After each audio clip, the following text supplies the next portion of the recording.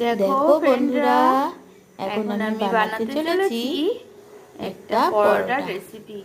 তার জন্য আমি উপকরণগুলো নিয়েছি।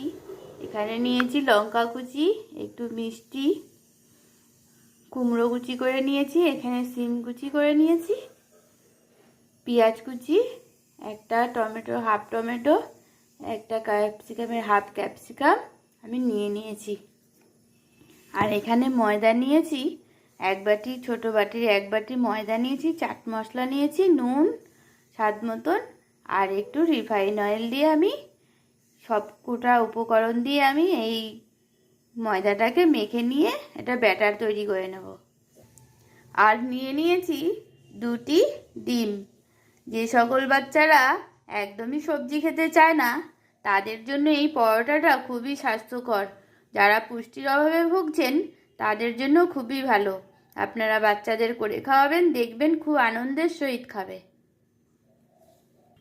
দেখো ব্যাটারটা পুরো রেডি করে নিয়েছি। দেখো বন্ধুরা, পরোটাটা প্রায় ভাজা হতে এক পিঠ হয়ে গেছে, আর এক পিঠ উল্টে দিয়েছি। এবার আমার পরোটা রেডি হয়ে যাবে। আবার আরেকটা পরোটা ভাজতে বসিয়ে দিলাম।